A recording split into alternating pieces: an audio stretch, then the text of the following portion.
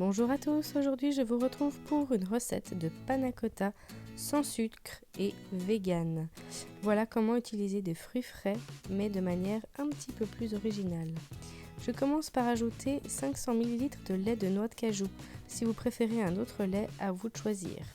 Personnellement, je trouve que le lait de noix de cajou est le plus neutre mais apporte un petit quelque chose de velouté. J'ajoute ensuite un sachet d'agar-agar, il s'agit d'un gélifiant végétal et non pas animal comme la gélatine. Pour sucrer, j'ai envie quand même d'avoir un petit peu de goût, donc j'ai choisi 2 cuillères de miel. Ce ne sont pas tout à fait 2 cuillères à soupe, mais des plus grandes cuillères que des cuillères à café. Il faut bien mélanger ici quand le mélange est froid, c'est comme ça que l'agar-agar se mélangera plus facilement.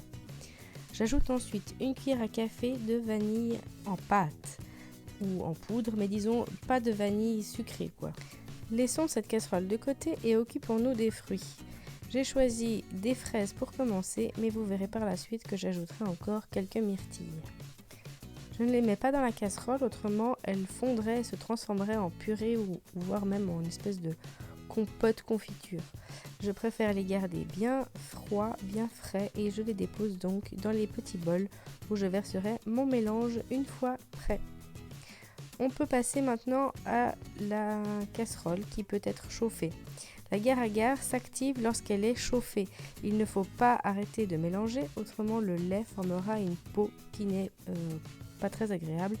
Et pire, des fois, elle caramélise dans le fond de la casserole. Donc on remue lentement mais constamment jusqu'à ébullition.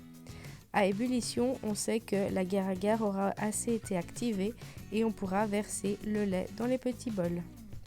Ne quittez pas la casserole des yeux, les bulles arrivent bien vite. Dès qu'elles sont là, on sort tout de suite la casserole du feu, autrement le lait monte et déborde. On verse donc rapidement le mélange dans nos bols en les répartissant comme on veut. Et attention à bien répartir, on ne pourra plus changer après. Là, je trouve que la proportion fruits et crème n'est pas assez équilibrée. Je vais donc rajouter quelques myrtilles coupées en deux pour qu'elles puissent développer quelques saveurs en plus.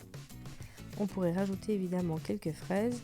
On pourrait ajouter du cacao en poudre non sucré par-dessus pour faire un effet un peu cappuccino. Toutes les variantes sont possibles. Ici, je visais donc un dessert frais et sans sucre. On a en plus vegan et sans gluten. Toutes les caractéristiques pour plein de desserts autorisés à beaucoup de monde. On laisse maintenant refroidir et un petit peu solidifier avant de mettre ces coupelles au frigo pendant environ 2 heures. On les servira bien fraîches. Bonne dégustation, enfin patience avant la dégustation. Voilà donc le résultat après 2 heures au frigo. On voit que la panna cotta est complètement solidifiée. C'est le moment de la dégustation. C'est délicieux, c'est frais et sans sucre, sans gluten, vegan. Si vous avez aimé cette vidéo, n'hésitez pas à liker, abonnez-vous et partagez le lien. Bel été!